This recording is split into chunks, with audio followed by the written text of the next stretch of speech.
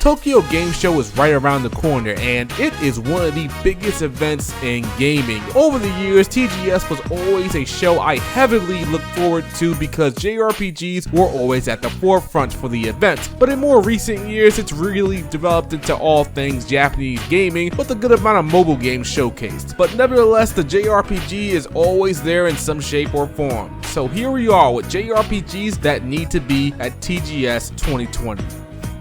Shin Megami Tensei 5 gameplay. Shin Megami Tensei 5 was a game that was in the dark for a long time, but until very recently the game finally surfaced again from its initial 2017 announcement, and what we saw was great. We finally got some character designs. The main character looks like a guy, kind of like a girl. I guess it's just one of those things you leave open to interpretation. If you played any handful of Shin Megami Tensei games, you know that Tokyo just can't help but get its ass kicked by demons, so of course you saw that in the new trailer. You also got some new demon designs. That one looks like it will be the main character's primary demon, or something like what Dogdo was in Shin Megami Tensei 4 Apocalypse. We don't know, only time will tell. We got a lot of information and a lot of hype from this trailer. Just one of the things we didn't get from this trailer was actual gameplay. You see, for me, while I've been waiting patiently for any news on Shin Megami Tensei 5, I would have been more excited after all this time if we received some actual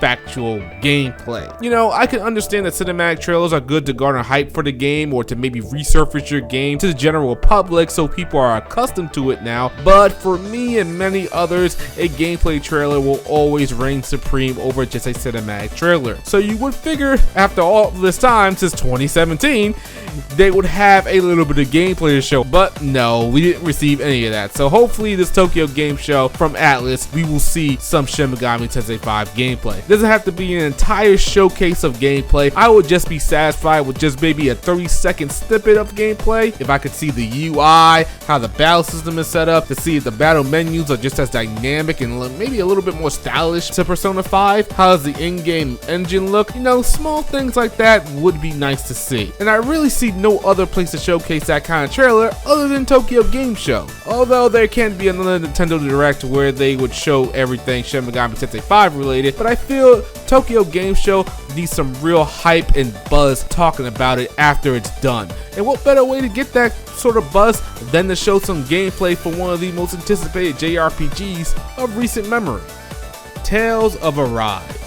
Tales of Arise is a game that I'm always on the lookout for, keeping my eyes and ears open to any content that might reveal itself for this game. The game was showcased at Xbox 2019 E3 conference to everyone's shock, as it was a brand new Tales of game, not a remaster or definitive edition, making its world premiere at a Western event. And there might be many reasons for this, as the Tales of creators and developers always want to capture the Western audience. Also for the fact that this Tales of game looks to be a bit different from a gameplay standpoint, looking to mimic full-on action games and from a transition from the field to a battle arena. Ever since Hysteria, the Tales of games have been trying to do seamless battles, and they really dropped the ball in Hysteria from that aspect, and then in Tales of Berseria, they pretty much went back to arena style battles, which was for the best because it really seemed like they didn't have the manpower or the know-how to make a Tales of battle system that is 100% seamless. But that looks to change with Tales of Arise. The game got about 2 trailers from its initial 2019 debut, and since then the game has been silent. It was poised to release in 2020, but with the global situation, the game has been delayed indefinitely. I'm holding strong for a 2021 release, but that remains to be seen.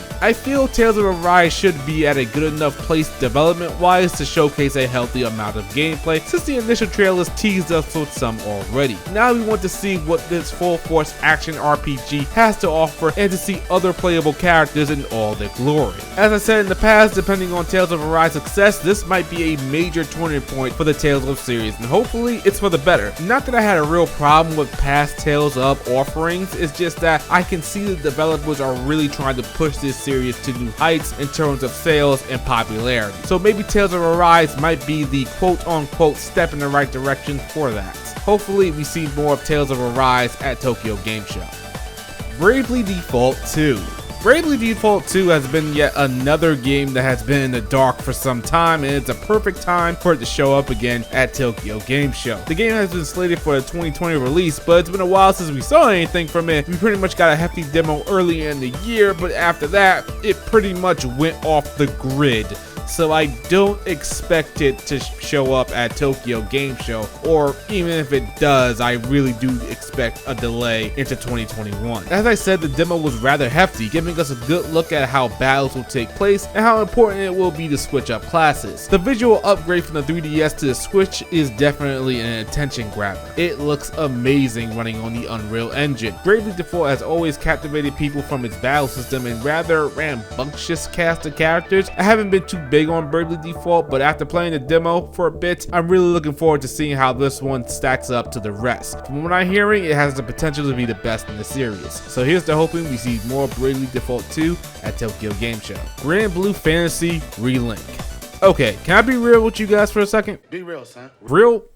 Be real, son. Where the fuck is this game? I feel like I've known about this game for way too long, and every time I talk about it on the channel, I'm looking at gameplay that screams to me, I need to play this game. The game is based on the popular mobile game Grand Blue Fantasy, which I don't think it's as popular as it once was, but nevertheless, there's a lot of people who love Grand Blue Fantasy. I mean, they made a Grand Blue Fantasy fighting game, and it was received pretty well. Now, I know this game has some development issues, like the battle system being handled by a completely different team and then another team doing the rest of the game, but seriously, it's time to finalize the stuff and get this game out the door. The game looks amazing and it looks to play rather smooth at 60 frames per second. It seems like it's going to play like a hunting style game, and you'll be able to team up with your friends to fight big monsters and dragons. It would be a crime if this game doesn't show up at Tokyo Game Show, but there is a Grand Blue Fantasy Festival, or Fez, happening in December, so there's a good chance, if anything, for this year we'll see that game show up there. But come on, how could you not want Tokyo Game Show to be the place you give a little bit of an update on this game? Come on, Side Games, where is this game? I want to see more. Now forget that, I don't want to see more. I'm satisfied with what I've already seen. Just give me a release date, Side Games. Come on. The next Octopath Traveler game.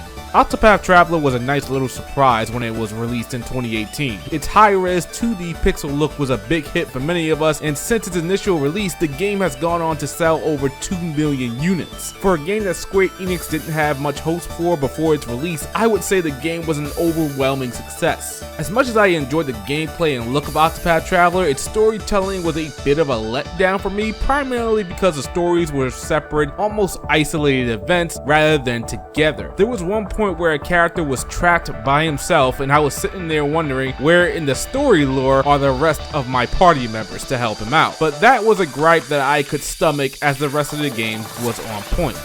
In early 2019, Square Enix announced that an Octopath Traveler mobile game was in development, along with a new console Octopath game. And really, I expect the mobile game to be at TGS, as the release date is set to be announced soon. Now, at the time of this game's announcement, the developers did say we would have to wait a bit longer for that console Octopath Traveler game. So I'm guessing after the mobile game has come out and probably racked up a decent amount of that gacha game cash, they will show us that new console Octopath Traveler game. But who knows, maybe there'll be a JPEG or some type of screenshot of the new Octopath Traveler game at TGS. If it does, I'll be satisfied for that. So those are the JRPGs I feel need to be at TGS 2020. Now, some of you might be wondering where Final Fantasy 16 is, but Final Fantasy 16 pretty much deserves its own video at this point, and the producer told us that we can expect more Final Fantasy 16 in 2021, so it might not show up at TGS, but who knows, maybe it could. So let me know what JRPGs you're hoping to see at TGS. Could be a brand new JRPG, or a remaster, or a port, or a remake. Let me know, I'm really curious to see what you guys are expecting. That's it for now, I'll catch you all soon.